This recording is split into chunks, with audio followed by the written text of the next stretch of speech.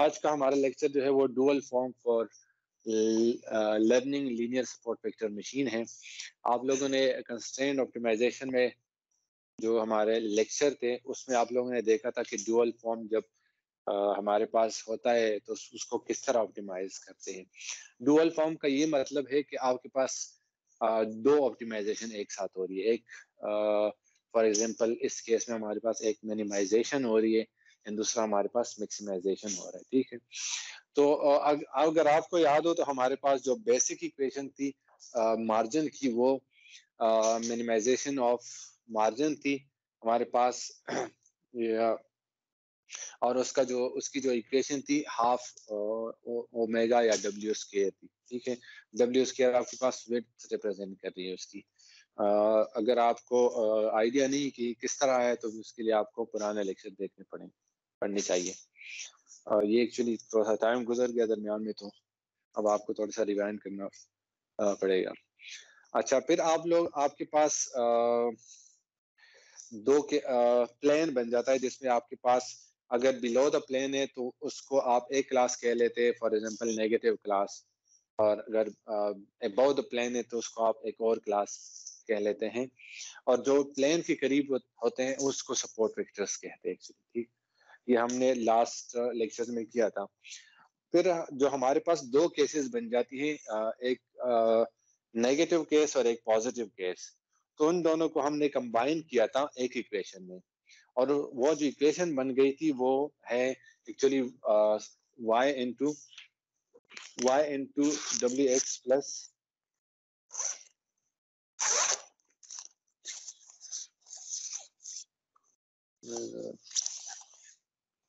आई guess pen में भूल गया। अच्छा, तो हमारे पास ये जो इक्वेशन है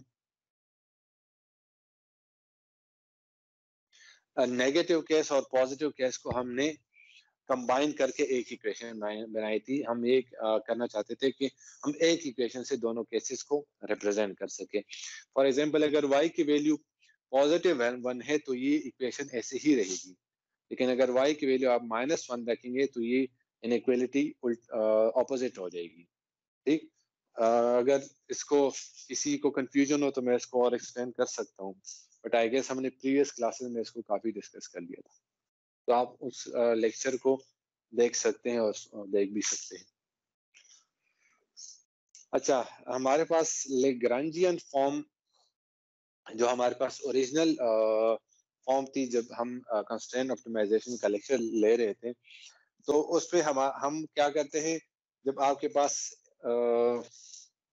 इनइक्वालिटी हो तो उसमें आप जो है फॉर एग्जांपल इस केस में हमारे पास अल्फा स्क्वायर की या a of i is greater than 0 की एक कंडीशन है। ठीक है, तो उसको हम एक और फॉर्म में कन्वर्ट कर लेते हैं।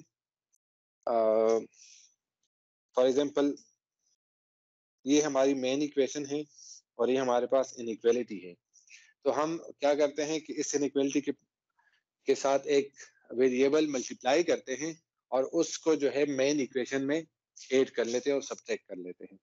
ऐड और सब्ट्रैक्ट डिपेंड कर रहा है आपकी अगर आप नेगेटिव पुट करेंगे तो इनमें आपके रिजल्ट नेगेटिव में आ जाएंगे, और अगर आप पॉजिटिव पुट करेंगे तो इनमें आपके रिजल्ट पॉजिटिव आ जाएंगे, बट आपकी वो रिमेन सेम रहेगी इक्वेशन। ठीक, उससे फर्क नहीं पड़ता। तो आपने इस इक्वेशन को अल्फा से मल्टीप्लाई किया और इस मेन इक्वेशन में आपने ऐड कर दिया। कोई क्वेश्चन तो नहीं है इसमें? अच्छा, अब हम जो हमारे पास दो पैरामीटर है, एक वेट्स है और एक बेस है। बेस को और वेट्स को हमने मिनिमाइज करना है, और जो हमारे पास मेन फंक्शन है उसको हमने मैक्सिमाइज करना है। ये इक्वेशन हमने डिस्कस कर ली। अब हमारे पास दो किस्म के इक्वेशन बन सकते हैं, या तो पहले आप मैक्सिमाइजेशन कर लें एंड देन मिनिमाइजेशन कर लें, या पहले मिनिमाइजेशन कर लें एंड देन मैक्सिमाइजेशन कर लें, तो दोनों सूरतों में रिजल्ट आपके पास सेम आएगा। तो ये दो केसेस हो सकती है। अगर आपके पास ये मेन इक्वेशन हो तो इसमें अगर आप पहले मिनिमाइजेशन कर लें या मैक्सिमाइजेशन कर लें, तो वो आपके पास दोनों केसेस में रिजल्ट सेम आएगा। ठीक, अच्छा ये एक फॉर्म है, फॉर एग्जांपल हम इस फॉर्म को करने की कोशिश करते हैं जिसमें हम वेट्स एंड बेस को हम मिनिमाइज करते हैं एंड देन फंक्शन को विद अल्फा हम जो है उसको मैक्सिमाइज करते हैं। अच्छा अच्छा, तो आपको जैसे हम फॉर एग्जांपल इस इक्वेशन को निकालते पहले हम फंक्शन की मिनिमाइजेशन करते हैं। तो आपको पता है कि ऑप्टिमल वैल्यू निकालने के लिए आप क्या करते हैं, पार्शियल डेरिवेटिव यूज करते हैं जितने भी पैरामीटर हैं। तो अगर आप गौर करें तो हमारे पास आपको नजर आ रहा है वैसे ये इक्वेशन, अगर आप देखें तो मिनिमाइजेशन के दो पैरामीटर है, वेट्स एंड बेस। तो आप जो डेरिवेटिव लेंगे वो वेट्स और बेस के पार्शियल डेरिवेटिव लेंगे। तो जब आप पार्शियल डेरिवेटिव इस फंक्शन का लेंगे तो आपके पास फॉर एग्जांपल ये आपके पास इक्वेशन है, आप वेट के लिहाज से डेरिवेटिव लेंगे तो आपके पास डब्ल्यू स्क्वायर है, तो इसका आप डेरिवेटिव लेंगे तो डब्ल्यू रह जाएगा ये। ठीक है, इसमें किसी को कंफ्यूजन नहीं है। 1/2 अगर ये फंक्शन है आपके पास, इसका डेरिवेटिव लेंगे तो आपके पास क्या जाएगा, डब्ल्यू रह जाएगा। ठीक, ये डब्ल्यू आपके पास आ गया। देन अगर आप इस इक्वेशन को गौर से देखें तो इसमें डब्ल्यू जो है एक्स के साथ मल्टीप्लाई है और इन दोनों के साथ जो है वो डब्ल्यू नहीं है, तो इसका मतलब ये दोनों पैरामीटर आउट हो जाएंगे, जीरो हो जाएंगे। सिर्फ ये जो अल्फा और वाई है, ये इन दोनों के साथ जब मल्टीप्लाई होगा ये पैरामीटर आपके पास रह जाएगी। इसमें किसी को कंफ्यूजन है? ठीक है, क्लियर है। तो आपके पास क्या ए वाई इधर से आ गया एंड देन डब्ल्यू का डेरिवेटिव आप लेंगे तो 1 रह जाएगा एंड देन एक्स आ गया, तो डब्ल्यू की वैल्यू आपके पास ये आ गई। देन अगर आप with respect to B derivative लेंगे तो आपके पास ये जीरो हो जाएगा क्योंकि इसमें बी नहीं है। ठीक है, कोई कंफ्यूजन है इसमें? क्योंकि इसमें बी नहीं है तो एज अ कांस्टेंट है, तो कांस्टेंट को आप डेरिवेटिव जीरो होगा। एंड इसमें भी आपके पास बी नहीं है, ये जीरो होगा, ये जीरो होगा, सिर्फ ये वन रह जा ये ये वन रह जाएगा और ये वन से मल्टीप्लाई हो जाएगा। ठीक है, तो आपके पास अल्फा और वाई की वैल्यू है। ठीक, तो इन दोनों इक्वेशन को आपने मेन इक्वेशन में पुट करना है। ये मिनिमाइजेशन होगी, अब आपके पास मैक्सिमाइजेशन का फंक्शन रह जाता है। ये डुअल फॉर्म है, ये हम पहले कर भी चुके हैं। इन दोनों को आपने ये मिनिमाइजेशन फंक्शन से आप जब आपकी वैल्यू आ गई तो आपने मैक्सिमाइजेशन फंक्शन में ऐड करना है मिनिमाइजेशन वाले पैरामीटर। अब आपकी दूसरी ऑप्टिमाइजेशन रहती है।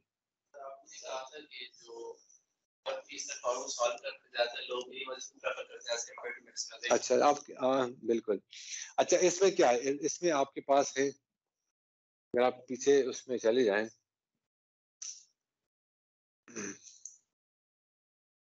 मिनिमाइजेशन आपने आपने वेट्स और बेस की मैक्सिमाइजेशन करनी है, लेकिन जो आपका मेन फंक्शन है उसकी आपने मैक्सिमाइजेशन की। डुअल फॉर्म का मतलब ही यही है कि आप दोनों ऑप्टिमाइजेशन एक साथ कर रहे हैं, तो आपकी मिनिमाइजेशन भी उसमें आ गई और मैक्सिमाइजेशन भी आ गई। तो आपका मैक्सिमाइजेशन कन्वर्ट हो जाएगा मिनिमाइजेशन में।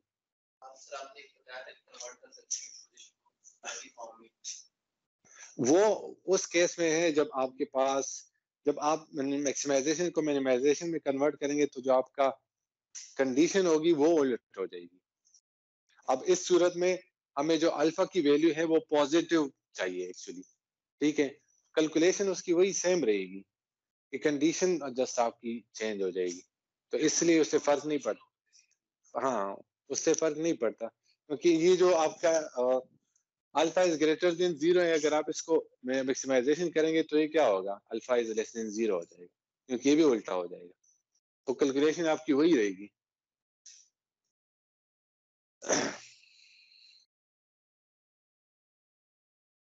अच्छा ये जब ये आपके पास जो दो इक्वेशन है, जब आप इसको मेन इक्वेशन में पुट करेंगे इसमें, तो इसको जो है आपके पास एक रिजल्ट फॉर्म आ रहा है, इस रिजल्ट फॉर्म में आपके पास आ रहा है। और इसको कैलकुलेट करने के लिए मुझे थोड़ा सा मैथ से गुजरना पड़ेगा, वो मैं ऑलरेडी कर चुका हूँ, आप लोगों को करा के दिखाता हूँ उसमें।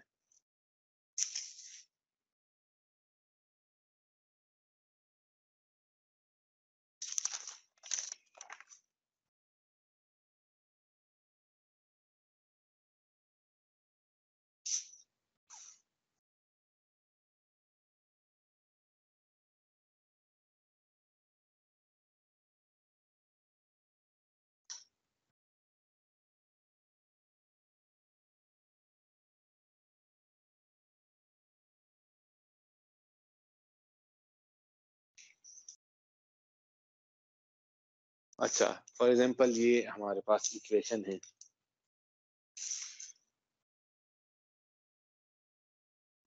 ये आपने जब डेरिवेटिव ले लिया तो आपके पास ये इक्वेशन आ गई। मैंने इधर आपके लिए कर लिया था, मैंने कहा क्लास में शायद ना टाइम ना हो। ये जो फर्स्ट टू इक्वेशन है ये तो आप लोग को समझ आ गई थी। अब 1 और 2 को आपने ए में पुट करना है, आपकी ए जो है मेन इक्वेशन है, ये इक्वेशन है, ठीक।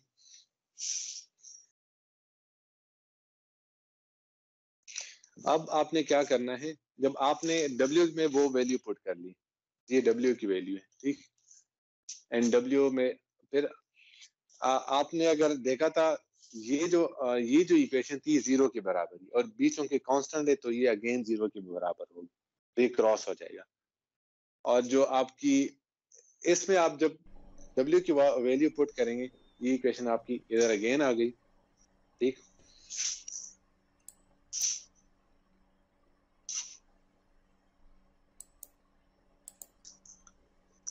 इस W की वैल्यू जो आप पुट करेंगे तो आपके पास ये 1 है, और जो आपका दूसरा है ये हाफ है, ये हाफ है, और ये 1 है, तो ये दोनों माइनस होके हाफ बना लेगा, ठीक है।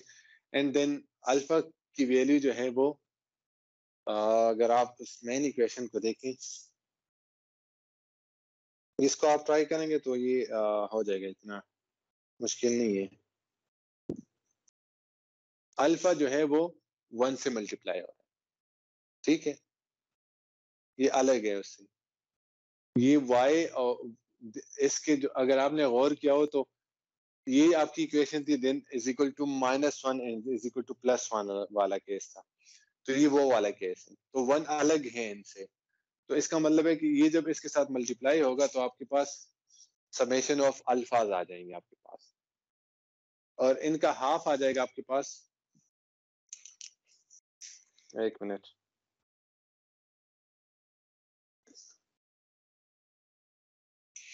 1 से अगर हाफ माइनस हो गया तो माइनस आ गया ना, और ये तो आपकी उसी जगह आ गया, अल्फा समेशन ऑफ अल्फाज। तो आपकी जो इन वाली इक्वेशन है वो ये बनेगी। जस्ट मैं आपको ये बता रहा था कि ये जो इक्वेशन है ये वो एक्चुअली ये, ठीक।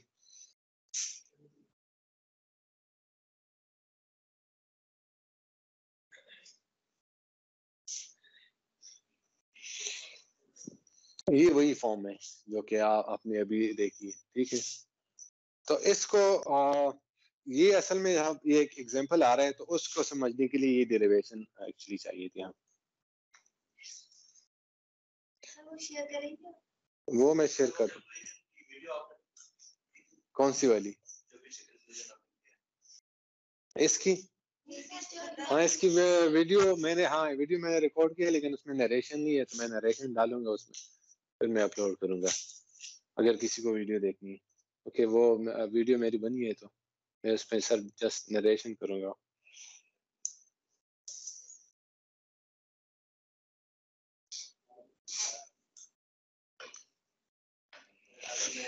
अच्छा, अगर आप ये आपके पास इक्वेशन आ गई, मैक्सिमाइजेशन की इक्वेशन आपके पास आ गई। अगर आपके पास कोई इक्वेशन हो इस तरह, तो उसको आप जो है वो सॉल्व कर सकते हैं।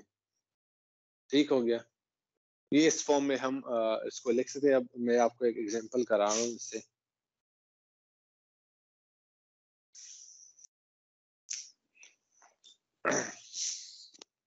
अच्छा, इसमें अगर आप देखें तो W की वैल्यू तो हमने डिराइव कर ली है, और अगर आप आपका जो जनरल इक्वेशन है उसमें आप सपोर्ट वेक्टर, फॉर एग्जांपल ये वाली, ये कहाँ से आई, अगर आपको याद हो तो हम हमारे पास क्या था, इस तरह का एक इक्वेशन थी, तो उससे B is equal to Y I minus W X, वो आपके पास आया है, जिसमें एक्स के जो है वो सपोर्ट वेक्टर्स है आपके पास। अब हमारे पास ये एग्जांपल डेटा पॉइंट्स है जिसमें आपके पास एक्स वाई भी गिवन है और आपके पास लेबल भी गिवन है, 1 1 एंड -1। -1 आपके पास बिलो द लाइन है, एक क्लास है, एंड +1 अबाउट द लाइन है, तो इसका जो पॉइंट है वो 2 2 है। ठीक है, तो इसमें अगर आप एंड आपकी कंडीशन वही है, तो अभी चूंकि आपके पास n इज इक्वल टू 2 है, तो आप इसको 1 से लेकर 2 तक एक्सटेंड करेंगे, और समेशन चूंकि आपके पास दो समेशन है, तो इसका मतलब है कि 2 बाई 2 4 आपके पास बनेगी। इसकी किसी को कंफ्यूजन है? जस्ट आपने समेशंस को खोल दिए हैं n is equal to 2 put करके। ठीक, ये n इज इक्वल टू 2 आप पुट करेंगे, तो आपके पास इस समेशन को खोलेंगे तो ये आपके पास ये इक्वेशन बनेगी, y1 y1 alpha 1 x1 x1, फिर प्लस आपके पास इस केस में 1 जो है वो जिस तरह फॉर लूप का आप लूप विद इन लूप करते हैं, सेम वही चीज है, समेशन विद इन समेशन। तो आपके पास y1 वाला कांस्टेंट जब तक ये वाला समेशन ना हो जाए, तो y1 और y2 a1 alpha 1 alpha 2 x1 x2, इसको आप जो है वो एक्सटेंड कर लें। तो आपको पता है कि y की वैल्यू जो लेबल है, y की वैल्यू 1 है, y की वैल्यू 1 है y1 की, और x2 और y2 की वैल्यू 2 2 है, तो आपने ये वाली वैल्यू इसमें पुट करनी।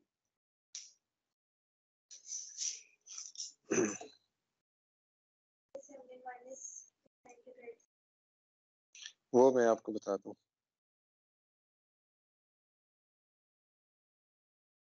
और आपके पास क्लास एक नेगेटिव क्लास है और एक पॉजिटिव क्लास है, ये इसकी है। इस डेटा पॉइंट्स को आप इस तरह एक्सप्रेस कर सकते हैं। तो x1 की वैल्यू इसमें पुट करें, x2 की पुट करें, y1 की पुट करें और y2 की पुट करें, तो आपके पास ये इक्वेशन जो है इस तरह समराइज हो जाएगी। ठीक, अब इस इक्वेशन में अगर आप देखें तो जो आपका सब्जेक्ट है उसमें भी आपने y1 की वैल्यू पुट करनी है, y1 और y2 की वैल्यू पुट करेंगे तो आपके पास इस इक्वेशन की इस केस में आपके लेबल या क्लासेस एक्चुअली y1 है। ठीक है, तो ये इक्वेशन आपके पास, ये कंडीशन आपके पास बड़ी जरूरी है, -a1 + a2 is equal to 0। नहीं, ये एक्चुअली आपके पास है, ये एक्चुअली ये क्लास लेबल वाली बात है, ये थोड़ी सी इसमें एरर है। आपके पास जो क्लासेस है उसकी रिप्रेजेंटेशन एक्चुअली, एक आपके पास क्लास है, लेबल है, और एक आपके पास एक्स और वाई वैल्यू है, ये लेबल की बात हो रही है एक्चुअली। ये एक्चुअली आपके पास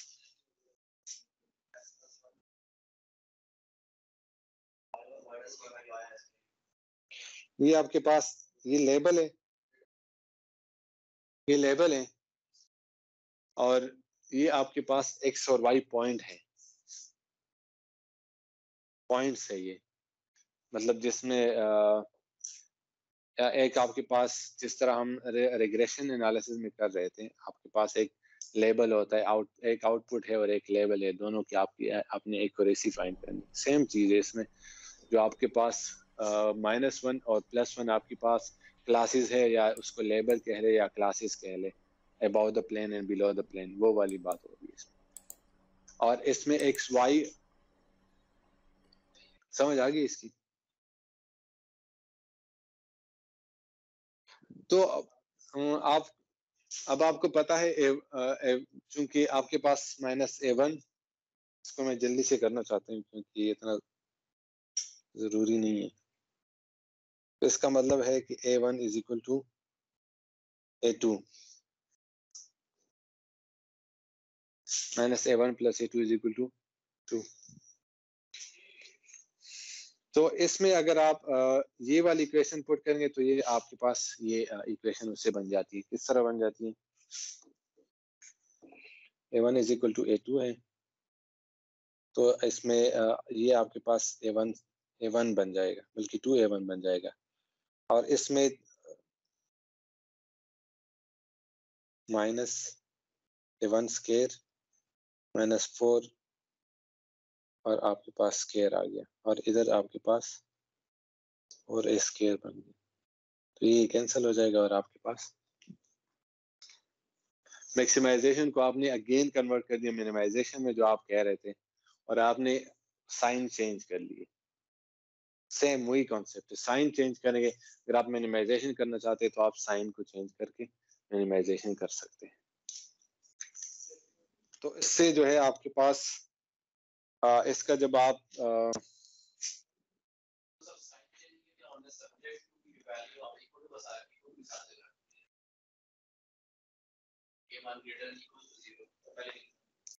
ये वाली इसमें है, बट ये इस केस में आपका कंस्ट्रेंट चेंज नहीं हुआ, बल्कि आपने उसके साइन चेंज कर लिए, तो सेम सेम बात। हाँ, तो इसमें जो आपके पास इक्वेशन बन जाती है, उसमें आप ये वाली वैल्यू पुट करेंगे तो आपके पास फाइनल इक्वेशन इस डुअल फॉर्म की वो x1 + x2 - 3 आ गई। W और B की इक्वेशन से आपके पास। इससे इम्पोर्टेंट जो आने वाला टॉपिक है वो ये है, उसको कहते हैं सॉफ्ट मार्जिन। सॉफ्ट मार्जिन ये है कि आप जो है जब आप प्लेन बनाते हैं तो उसमें आप एरर को अलाउ कर लेते हैं थोड़ा सा। वजह उसकी ये होती है कि हार्ड मार्जिन में आपके पास ओवर फिटिंग आ जाती है, तो आप जो है वो बाउंड्री को ज्यादा टाइट रखेंगे, एरर अलाउ नहीं करेंगे तो जनरलाइजेशन नहीं होगा। तो उसके लिए सपोर्ट वेक्टर मशीन में जो है वो आप एरर अलाउ कर लेते हैं, उसको कहते हैं सॉफ्ट मार्जिन। और जब आप एरर अलाउ नहीं करते तो उसको कहते हैं हार्ड मार्जिन। ठीक।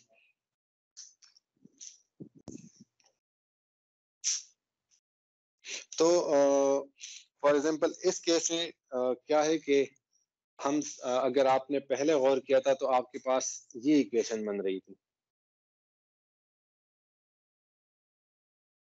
अब आपने माइनस एरर ऐड कर लिया, इसको आई गेस एटा कहते हैं या एप्सिलॉन कहते हैं। एप्सिलॉन आपने ऐड कर लिया कि आप थोड़ा सा एरर उसको अलाउ कर लेते हैं, तो वो आपने क्या किया, अपने क्लास से माइनस कर दिया जो आपका लेवल है। ठीक। तो इसको कहते हैं सॉफ्ट मार्जिन, कि आपने थोड़ा सा एरर अलाउ कर दिया फॉर एन।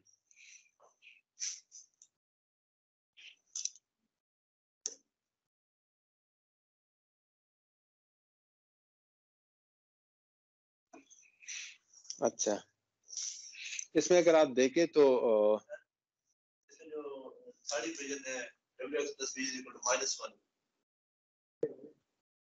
जी, वो कैसे है जब हमारी वो तो i = 1 अब स्टार्ट हो रही है जी, ये कह रहे आप जी। ये तो लेबल है ना, एक्चुअली क्लास लेवल है कि आप फॉर एग्जांपल आपकी जो ब्लैक लाइन है उसको आपने 0 कंसीडर कर लिया। अब बिलो देन ब्लैक लाइन होगी तो उसको आप नेगेटिव कहेंगे। फॉर एग्जांपल x = 0 लाइन जो है उससे बिलो जो होगी वो y की वैल्यू आपके पास 0 आएगी। तो ये वही चीज है। ठीक है, तो अगर आप देखें इस मॉडल में तो आपका जो ब्लू रीजन, ब्लू आपका पॉइंट है वो रेड में आ रहा है। तो इसलिए आप इसको थोड़ा सा एरर इसमें अलाउ करते हैं अपने क्लास में। ये इसमें किसी को कंफ्यूजन है? ये तो मैं काफी दफा कर चुका हूँ। ये इसमें किसी को कंफ्यूजन है कि wx plus B is equal to -1 कैसे आया है? तनवीर, रहने दे आप। अच्छा,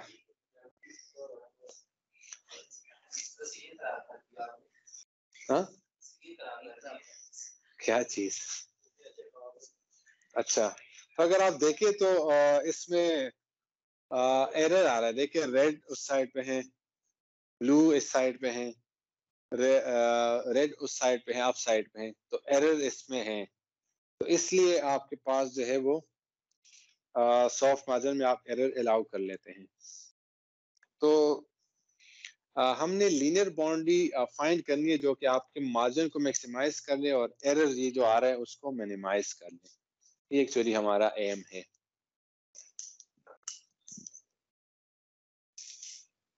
तो जो हमारा मेन इक्वेशन है मार्जिन का, उसमें आप एक और स्लैक वेरिएबल, इसको कहते हैं स्लैक वेरिएबल, ऐड कर लेते हैं, जिस तरह के हम कंस्ट्रेंट ऑप्टिमाइजेशन में करते आ रहे थे। इसमें हम एक एरर को ऐड कर लेते हैं ई के आपके नंबर ऑफ पॉइंट्स को रिप्रेजेंट कर रहे हैं, ठीक है। और सी आपका कंट्रोलिंग पैरामीटर होता है, जिसको आप जो है वो वेरी कर सकते हैं, और सी के बेस पे आप अपने एरर को कंट्रोल कर रहे हो। इसको कहते हैं कि ये एक्सपर्ट्स, आपके एक्सपर्टीज पे डिपेंड करता है, या इसको यूं कह लें कि हिट एंड ट्रायल मेथड है। उस बेस पे आपकी सी की वैल्यू एम्पलीफायर कह ले, 1 कह ले, तो सी अगर 1 हो इट मीन सिर्फ एरर आपकी अफेक्ट करे, लेकिन अगर सी की वैल्यू 2 हो तो इसका मतलब है कि जो आपकी वेरिएबल है ई के, उसको डबल कर ले। तो ये काइंड ऑफ कंट्रोलर वेरिएबल कहते हैं इसको। और आपकी जो एरर है वो या तो 0 हो या 0 से ज्यादा हो। नेगेटिव तो नहीं हो सकता एरर, 0 हो या 0 से ज्यादा हो।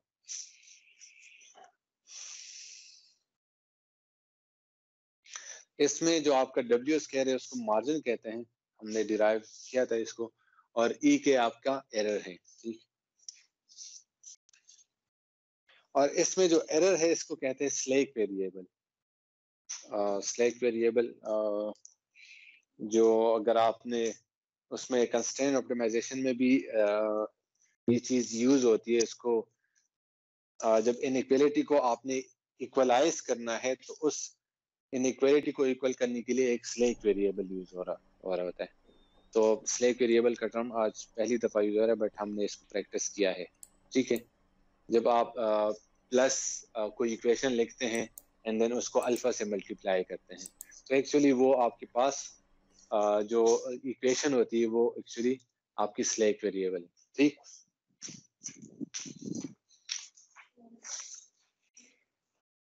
अच्छा, तो जो आपकी मेन इक्वेशन जो हमने डिराइव कर ली है, वो एक्चुअली आपका मॉडिफाई होगा थोड़ा सा, और डुअल फॉर्म में भी हम उसको रिप्रेजेंट कर सकते हैं, जिस तरह ये सिंपल केस में हमने देखा था। अब सी के जो, बट इस केस में आपका जो अल्फा की वैल्यू है वो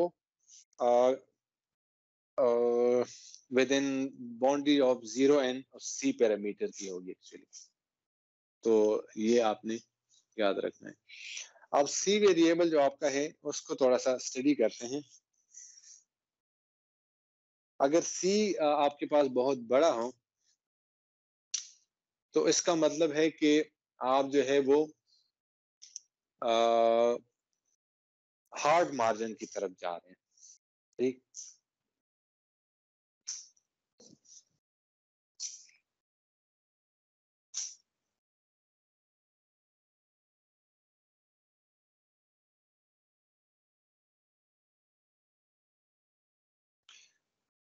अच्छा, जब सी आपके पास बहुत बड़ा है तो इसका मतलब है कि आप एरर को अलाउ नहीं करते, ठीक है। तो उसको हम हार्ड मार्जिन कह सकते हैं, ठीक हो गया। लेकिन जब सी जीरो आपके पास हो तो आपके पास मार्जिन मैक्सिमम होगा, और अगर सी आपके पास बहुत लार्ज हो तो ओवर फिटिंग की तरफ आपका सिस्टम जाएगा, और अगर आपका सी जीरो है तो इसका मतलब है कि वो और जनरलाइजेशन होगा, या आई गेस उल्टा होना चाहिए। हाँ हाँ, एक्चुअली अच्छा मिनिमाइजेशन है, मैक्सिमाइजेशन, तो उस वजह से ये आपका कॉन्सेप्ट, ये आपका जो है वो, फॉर एग्जांपल अगर इफेक्ट ऑफ सी देखें, अगर सी आपके पास इनफाइनाइट हो तो आपके पास एरर अलाउ नहीं करेंगे, तो आई मीन जो अगर सी इनफाइनाइट है तो इट मींस आपका जो मार्जिन है वो बहुत नैरो हो जाएगा। सी आपके पास एक्चुअली डिपेंड करता है सिस्टम पे और आपके डेटा सेट पे, कि वो फिक्स तो नहीं होगा, वो डिपेंड करता है डिस्ट्रीब्यूशन ऑफ डेटा पे, तो इसलिए इसको एक्सपर्ट गिवन बाय एक्सपर्ट का लफ्ज इसलिए यूज किया, क्योंकि डेटा सेट के बेस पे आप डिसाइड करेंगे कि इसकी वैल्यू क्या रखनी चाहिए। और आपको पता है कि जो प्लेन के करीब होते हैं उसको सपोर्ट वेक्टर्स कहते हैं। अगर सी की वैल्यू आप जो है वो कुछ वैल्यू रखेंगे तो इसका मतलब है कि आपने एरर अलाउ कर लिया, ठीक।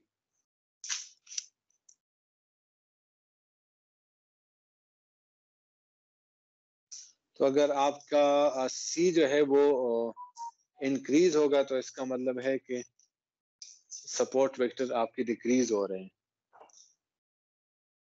या उल्टा कह लें, ठीक। तो ये आपका लेक्चर था सपोर्ट वेक्टर मशीन का।